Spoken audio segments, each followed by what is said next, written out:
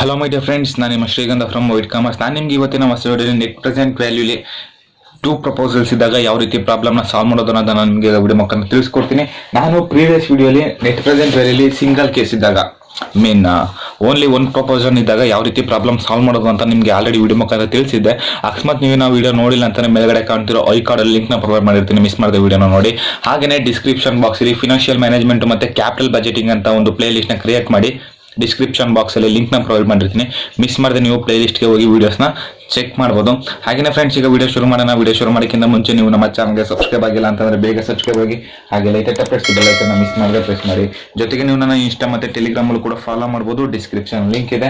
ಹಾಗೇನೆ ನಾನು ಮಾಡೋ ಪ್ರತಿಯೊಂದು ವಿಡಿಯೋದು ನಿಮಗೆ ಲೆಕ್ಚರಿಂಗ್ ನೋಟ್ಸ್ ಬೇಕು ಅಂತಂದ್ರೆ ನೀವು ನಮ್ಮ ಟೆಲಿಗ್ರಾಮ್ ಚಾನಲ್ಗೆ ಜಾಯ್ನ್ ಆಗ್ಬೋದು. ನಾನು ನಿಮಗೆ ಸ್ಕ್ಯಾನರ್ಡ್ ಕಾಪಿ ನೋಟ್ಸ್ನ ಪ್ರೊವೈಡ್ ಮಾಡ್ತೇನೆ. ಹಾಗೇನೆ ನಿಮಗೆ ಕಂಟೆಂಟ್ ಎಲ್ಲ ಏನಾದ್ರು ಡೌಟ್ ಇತ್ತು ಅಂದ್ರೆ ಕಮೆಂಟ್ ಬಾಕ್ಸ್ ಅಲ್ಲಿ ಕಮೆಂಟ್ ಮಾಡಿ, ಇಲ್ಲ ಅಂತಂದ್ರೆ ಇನ್ಸ್ಟಾ ಇಲ್ಲ ಟೆಲಿಗ್ರಾಮ್ ಅಲ್ಲಿ ಕಾಂಟ್ಯಾಕ್ಟ್ ಮಾಡಿ, ನಾನು ನಿಮಗೆ ಖಂಡಿತವಾಗ್ಲೂ ತಿಳಿಸ್ಕೊಡ್ತೀನಿ.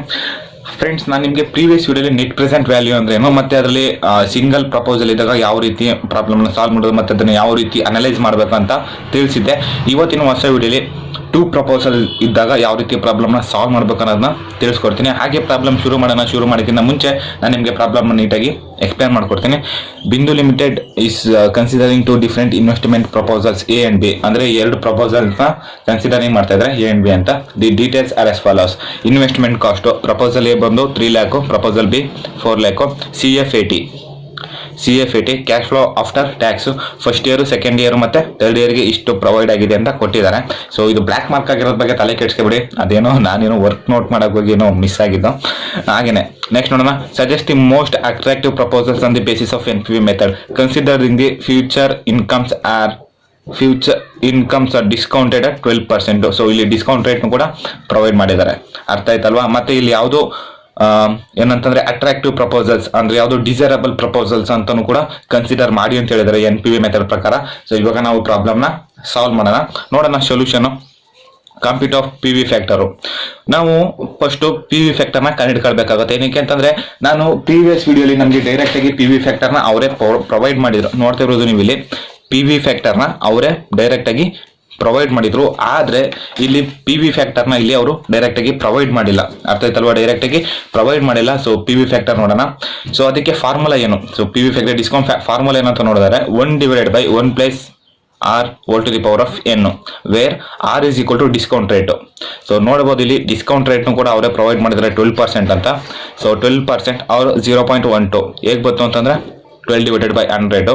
ಸೊ ನಾನು ಯಾವಾಗಲೂ ಇದನ್ನೇ ಯೂಸ್ ಮಾಡೋದು. ಸೊ ಇದನ್ನು ಯೂಸ್ ಮಾಡಲ್ಲ, ಸೊ ಇದನ್ನು ಯೂಸ್ ಮಾಡಲ್ಲ, ಇದನ್ನೇ 0.12. R is equal to 0.12 ಅಂತಾನೆ ನಾನು ಕನ್ಸಿಡರ್ ಮಾಡೋದು. So n is equal to number of years, 3 years. ಅರ್ಥ ಆಯ್ತಲ್ವಾ. ಬರೀ ನೀವು ಇಲ್ಲಿ ಏನಂತಂದ್ರೆ PV ಫ್ಯಾಕ್ಟರ್ನ ಕಂಡುಹಿಡಿಬೇಕು ಅಂತಂದಾಗ ನೀವು ಬರೀ first year, second year, third year full whole ಇಯರ್ಗೆ ಕಂಡುಹಿಡಿಯಬೇಕು. ಬರೀ ನೀವು ಯಾವುದೋ ಒಂದು 3ನೇ ವರ್ಷಕ್ಕೂ ನೀವು PV ಫ್ಯಾಕ್ಟರ್ನ ಕಂಡುಹಿಡಿದ್ರಾಗಲ್ಲ. So compulsory each and every ಇಯರ್ಗೂ ಕೂಡ ನೀವು PV ಫ್ಯಾಕ್ಟರ್ನ ಕಂಡುಹಿಡಿಬೇಕಾಗುತ್ತೆ. ಸೊ ನೋಡೋಣ PV ಫ್ಯಾಕ್ಟರ್ಗೆ ಯಾವ ರೀತಿ ಬರುತ್ತೆ ಅಂತ. ಸೊ ಏನಂತಂದ್ರೆ ಇದು ಯಾವಾಗಲೂ ಕಾನ್ಸ್ಟೆಂಟ್ ಆಗಿರುತ್ತೆ. ಸೊ ಏನಂತಂದ್ರೆ ಇದು ಡಿಸ್ಕೌಂಟ್ ರೇಟ್ ಇರುತ್ತಲ್ಲ, ಡಿಸ್ಕೌಂಟ್ ರೇಟು ಇದು ಯಾವಾಗಲೂ ಕಾನ್ಸ್ಟೆಂಟ್ ಆಗಿರುತ್ತೆ, ಅರ್ಥ ಆಯ್ತಲ್ವಾ. ಡಿಸ್ಕೌಂಟ್ ರೇಟ್ ಯಾವಾಗಲೂ ಕೂಡ ಕಾನ್ಸ್ಟೆಂಟ್ ಆಗಿರುತ್ತೆ. ನೋಡೋಣ formula 1/1 R is equal to 0.12 whole to the power of 1 first year, second ಇಯರ್ಗೆ 1/1 0.12 whole to the power of 2, ಹಾಗೇನೆ ಥರ್ಡ್ ಇಯರ್ಗೆ 1/1 0.12 whole to the power of 3, ಅರ್ಥ ಆಯ್ತಲ್ವಾ. ಸೊ ಇದನ್ನ ನಾವು ಸಿಂಪ್ಲಿಫೈ ಮಾಡಿದಾಗ 0.893. So 1/1 0.12 whole to the power of 1 is equal to 0.893. ಹಾಗೇನೆ 1/1 0.12 whole to the power of 2 is equal to 0.797. ಹಾಗೇನೆ ನಂಬರ್ 3 ಅಂದ್ರೆ ಥರ್ಡ್ ಇಯರ್ ನೋಡಿದರೆ 1/1 0.12 whole to the power of 3 is equal to 0.712. ಅರ್ಥ ಆಯ್ತಲ್ವಾ. ಇದನ್ನ ನಾವು ನೆಕ್ಸ್ಟ್ ಟೇಬಲ್ಗೆ ಅಪ್ಲೈ ಮಾಡಬೇಕಾಗುತ್ತೆ. ಸೊ ಟೇಬಲ್ ಯಾವ ರೀತಿ ಇರುತ್ತೆ ಅಂತ ನೀವು ನೋಡೋದಾದ್ರೆ ಟೇಬಲ್ ಈ ರೀತಿ ಇರುತ್ತೆ. ಸ್ಟೇಟ್ಮೆಂಟ್ ಶೋವಿಂಗ್ NPV, ಅರ್ಥ ಆಯ್ತಲ್ವಾ, ನೆಟ್ ಪ್ರೆಸೆಂಟ್ ವ್ಯಾಲ್ಯೂ. ಸೊ ಇಲ್ಲಿ ನಿಮಗೆ ಆಲ್ರೆಡಿ CF80 ನ ಪ್ರೊವೈಡ್ ಮಾಡಿದ್ದಾರೆ. ಸೊ CF80 ನ ಇವಾಗ ನಾವು ಇಲ್ಲಿ ಫಿಲ್ ಮಾಡೋಣ. ಸೊ ಟೇಬಲ್ಗೆ CF80 ನ ನಾವು ಇವಾಗ ಫಿಲ್ ಮಾಡೋಣ. So proposal A B. So PV factor ಅಷ್ಟೇ, proposal A and proposal B. So ನೋಡೋಣ ಇವಾಗ ಫಸ್ಟ್ ಇಯರ್ ಪ್ರಪೋಸಲ್ ಎಗೆ ಎಷ್ಟಿದೆ? 1,20,000, 1,20,000, 1 lakh. ಪ್ರಪೋಸಲ್ ಎದು 1,20,000, 1,20,000, then 1 lakh. ಹಾಗೆಯೇ ಪ್ರಪೋಸಲ್ ಬಿ ನೋಡಿದರೆ 1,50,000 to 1,50,000 to 2,20,000, 1,50,000 to 1,50,000 to 2,20,000. P V factor. So P V factor ಎಷ್ಟಿರುತ್ತೆ? So ನಾನು ಆಲ್ರೆಡಿ ಇಲ್ಲಿ ಫೈಂಡ್ ಔಟ್ ಮಾಡಿದ್ದೀನಿ ಪಿ ವಿ ಫ್ಯಾಕ್ಟರು ಎಷ್ಟು ಇರುತ್ತೆ ಅಂತ.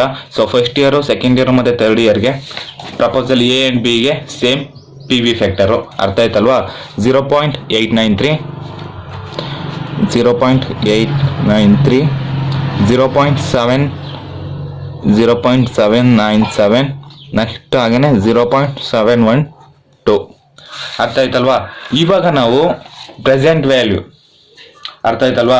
ಸೊ ಪ್ರೆಸೆಂಟ್ ವ್ಯಾಲ್ಯೂನ ಯಾವ ರೀತಿ ಫೈಂಡ್ ಔಟ್ ಮಾಡೋದು ಪ್ರಪೋಸಲ್ ಎ, ಪ್ರಪೋಸಲ್ ಬಿಗೆ, mean present value of cash ಇನ್ಫ್ಲೋನ ಯಾವ ರೀತಿ ನಾವು ಇವಾಗ ಫೈಂಡ್ ಔಟ್ ಮಾಡೋದು ಅಂತಂದರೆ just simple proposal A into P V factor.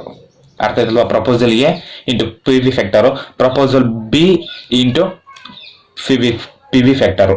ಅರ್ಥ ಆಯ್ತಲ್ವಾ? ಸೊ ಅದನ್ನ ಯಾವೆಲ್ಲಿ ಮಲ್ಟಿಪ್ಲೈ ಮಾಡ್ತೀವಿ ಅಲ್ಲಲ್ಲಿ ಅದನ್ನ ಆ ಪ್ರಪೋಸಲ್ಸ್ಗೆ ನಾವು ಅದನ್ನ ಕನ್ಸಿಡರ್ ಮಾಡಬೇಕಾಗುತ್ತೆ. ಅರ್ಥ ಆಯ್ತಲ್ವಾ? So 1,20,000 into 0.893 is equal to 1,07,160, 1,07,160.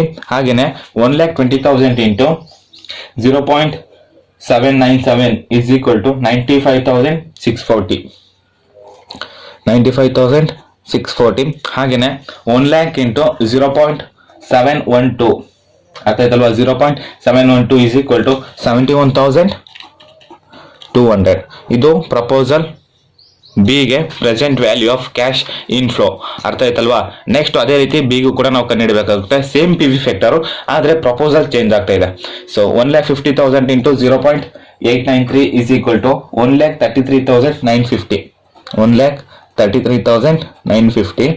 ಹಾಗೇನೆ 1,50,000 into 0.797 is equal to 1,19,550, 1,19,550.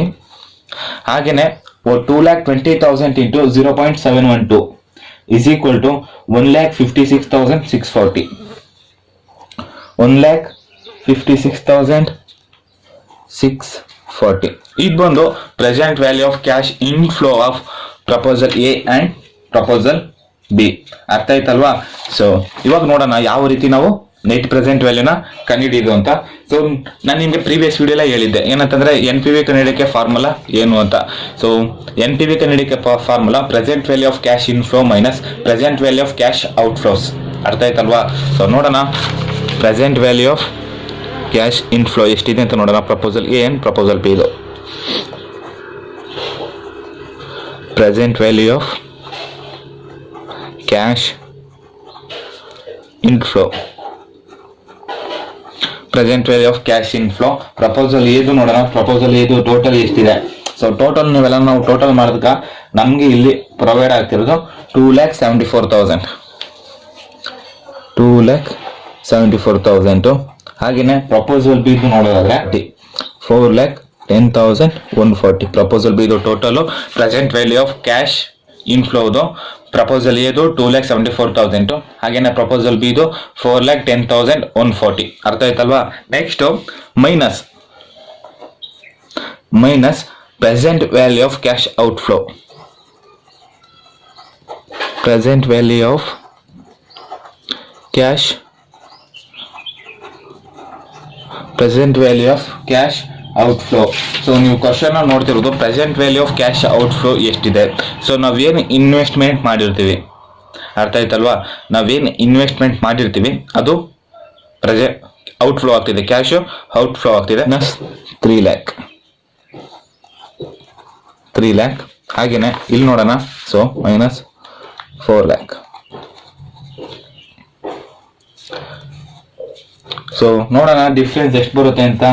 Minus 26,000 difference ಇದೆ. ಅರ್ಥ ಆಯ್ತಲ್ವಾ? Minus 26,000 difference. ಇಲ್ಲಿ 10,140 ಪಾಸಿಟಿವ್ ವ್ಯಾಲ್ಯೂ ಪ್ಲಸ್ ವ್ಯಾಲ್ಯೂ. ಅರ್ಥ ಆಯ್ತಲ್ವಾ? ಸೊ ಇದು ನಮಗೆ present value of cash outflow. Deduct ಮಾಡಿದಾಗ ನಮ್ಗೆ ಸಿಗೋದು net present value. Net present value of proposal A and B is equal to 26,000 ಏನಂತಂದ್ರೆ negative value, and then proposal B ಗೆ positive value 10,140. ಹಾಗೆಯೇ ನೀವು ಇಲ್ಲಿ ಕ್ವಶನ್ ಅಬ್ಸರ್ವ್ ಮಾಡ್ತಿರ್ಬೋದು. ಇಲ್ಲಿ ಕೇಳಿದರೆ suggest the most attractive proposal on the basis of NPV method. ಅರ್ಥ ಆಯ್ತಲ್ವಾ? NPV ಮೆಥಡ್ ಪ್ರಕಾರ ಯಾವುದು ಮೋಸ್ಟ್ ಅಟ್ರಾಕ್ಟಿವ್ ಅಂತ ಹೇಳೋದಾದ್ರೆ ಇಲ್ಲಿ ಪಾಸಿಟಿವ್ ವ್ಯಾಲ್ಯೂನೇ ಸಿಕ್ಕಿದೆ. ಪಾಸಿಟಿವ್ ವ್ಯಾಲ್ಯೂ ಸಿಕ್ಕಿದೆ ಬಿ ಇಂದ. ಸೊ ಅದನ್ನೇ ನಾವು ಮೋಸ್ಟ್ ಅಟ್ರಾಕ್ಟಿವ್ ಪ್ರಪೋಸಲ್ ಅಂತ ಕನ್ಸಿಡರ್ ಮಾಡ್ತೀವಿ. ಅದನ್ನು ಯಾವ ರೀತಿ ಅನಲೈಸ್ ಮಾಡೋದು ಅಂತಂದ್ರೆ so analyse NPV is more than in proposal B. NPV is more than in proposal B, and therefore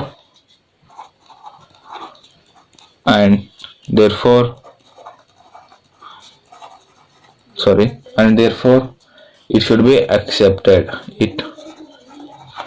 It should be accepted. ಅರ್ಥ ಆಯ್ತಲ್ವಾ? ಸೊ ಈ ರೀತಿ ನೀವು ಅನಲೈಸ್ ನ ಮಾಡಬೇಕಾಗುತ್ತೆ. ಇವಾಗ ನಿಮ್ಗೆ ಒಂದು ಡೌಟ್ ಅರೈಸ್ ಆಗ್ಬೋದು, ಏನಂತಂದ್ರೆ ಈಗ ಎರಡು ಕಡೆನೂ ಪ್ಲಸ್ ವ್ಯಾಲ್ಯೂ ಸಿಕ್ಕಿತ್ತಪ್ಪ. ಸೊ 26,000 ಕೂಡ ಪಾಸಿಟಿವ್ ವ್ಯಾಲ್ಯೂ ಇದ್ದು 10,140 ಕೂಡ ಪಾಸಿಟಿವ್ ವ್ಯಾಲ್ಯೂ ಇದೆ ಅಂತಾಗ ನೀವು ಯಾವ್ದನ್ನ ಸೆಲೆಕ್ಟ್ ಮಾಡ್ತಿದ್ದೀರಾ ಅಂತ ನಿಮ್ಗೆ ಒಂದು ಡೌಟ್ ಬರ್ಬೋದು. ಅವಾಗ ಅಷ್ಟೇ ಸಿಂಪಲ್, ಮೋಸ್ಟ್ ಪಾಸಿಟಿವ್ ಯಾವ್ದಿರುತ್ತೆ. ಅರ್ಥ ಆಯ್ತಲ್ವಾ? ಮೋಸ್ಟ್ ಅಂದ್ರೆ ಎಷ್ಟು ಪಾಸಿಟಿವ್ ವ್ಯಾಲ್ಯೂ ಯಾವ್ದಿರುತ್ತೆ ನೀವು ಅದನ್ನ ಕನ್ಸಿಡರ್ ಮಾಡಬೇಕು. ಅರ್ಥ ಆಯ್ತಲ್ವಾ? ನೆಕ್ಸ್ಟ್, ಇನ್ ಕೇಸ್ ಏನಾದ್ರು ಎರಡೂ ಕೂಡ ನೆಗೆಟಿವ್ ವ್ಯಾಲ್ಯೂ ಸಿಕ್ಕಿದ್ರೆ ಜಸ್ಟ್ ನೀವು ಅದನ್ನ ರಿಜೆಕ್ಟ್ ಮಾಡಬೇಕು. ಅಂದ್ರೆ ಮೈನಸ್ ವ್ಯಾಲ್ಯೂ ಯಾವ್ದು ಕಮ್ಮಿ ಇದೆ ಅದನ್ನ ಅಕ್ಸೆಪ್ಟ್ ಮಾಡೋದಲ್ಲ. ಸೊ ಎರಡೂ ಕೂಡ ನೀವು ರಿಜೆಕ್ಟ್ ಮಾಡಬೇಕು. ಇನ್ ಕೇಸ್ ಏನಾದ್ರು ಪ್ರಪೋಸಲ್ A ಪ್ರಪೋಸಲ್ B ಲಿ ನನಗೆ ನೆಗೆಟಿವ್ ವ್ಯಾಲ್ಯೂ ಸಿಕ್ಕಿದ್ರೆ ಅದನ್ನ ಎರಡೂ ಕೂಡ ನಾನು ರಿಜೆಕ್ಟ್ ಮಾಡ್ತೀನಿ. ಏನಕ್ಕೆ ಅಂತಂದ್ರೆ ಸೊ ಸುಮ್ಮನೆ ಏನಕ್ಕೆ ಕೈಯಿಂದ ಲಾಸ್ ಮಾಡ್ಕೊಳ್ಳೋಣ. ಸೊ ಆ ರೀಸನ್ ಇಂದ ಅಲ್ವಾ? ಸೊ ನೆಗೆಟಿವ್ ವ್ಯಾಲ್ಯೂ ಸಿಕ್ಕಿದ್ರೆ ಎರಡು ಕೂಡ ರಿಜೆಕ್ಟ್ ಮಾಡಿ ಮತ್ತೆ ಅನಲೈಸ್ ನ ನೀವು ಇದೇ ರೀತಿ ಬರಿಬೇಕಾಗುತ್ತೆ. ಅನಲೈಸ್ ನ ನೀವು ಪ್ರಾಬ್ಲಮ್ ಆದ್ಮೇಲೆ ಇದೇ ರೀತಿ ಬರಿಬೇಕಾಗುತ್ತೆ. ಈ ಲೈನ್ಗೆನೆ ನಿಯರ್ ಅಬೌಟ್ 1 or 2 ಮಾರ್ಕ್ಸ್ ನ ಪ್ರೊವೈಡ್ ಮಾಡ್ತಾರೆ. ಅರ್ಥ ಆಯ್ತಲ್ವಾ? ಸೊ ಯಾರು ಕೂಡ ಈ ಲೈನ್ ನ ಮಿಸ್ ಮಾಡ್ಬಿಡಿ. ಹಾಗೇನೆ ಫ್ರೆಂಡ್ಸ್, ನಿಮಗೆ ವಿಡಿಯೋ ಇಷ್ಟ ಆಯ್ತು ಅಂತ ಅನ್ಕೊಳ್ತೀನಿ. ಹಾಗೇನೆ ವಿಡಿಯೋನ ನಿಮ್ಮ ಫ್ರೆಂಡ್ಸ್ ಮತ್ತೆ ನಿಮ್ಮ ಕಾಲೇಜ್ ಗ್ರೂಪ್ಸ್ ಅಲ್ಲಿ ವಿಡಿಯೋನ ಶೇರ್ ಮಾಡಿ. ಹಾಗೇನೆ ಫಸ್ಟ್ ಟೈಮ್ ವಿಸಿಟ್ ಮಾಡಿ ನೀವು ನಮ್ಮ ವಿಡಿಯೋಸ್ ನೋಡ್ತಿದ್ದೀರಾ ಅಂತಂದ್ರೆ ಬೇಗ ನಮ್ಮ ಚಾನಲ್ಗೆ ಸಬ್ಸ್ಕ್ರೈಬ್ ಆಗಿ, ಹಾಗೆ ಲೇಟೆಸ್ಟ್ ಅಪ್ಡೇಟ್ಸ್ಗೆ ಬೆಲ್ ಐಕಾನ್ ಮಿಸ್ ಮಾಡದೆ ಪ್ರೆಸ್ ಮಾಡಿ. ಹಾಗೇನೆ ಫ್ರೆಂಡ್ಸ್, ಮತ್ತೆ ನಾನು ನೆಕ್ಸ್ಟ್ ವಿಡಿಯೋ ಸಿಗ್ತೀನಿ. ಅಲ್ಲಿವರೆಗೂ ಟೇಕ್ ಕೇರ್, ಬಾಯ್.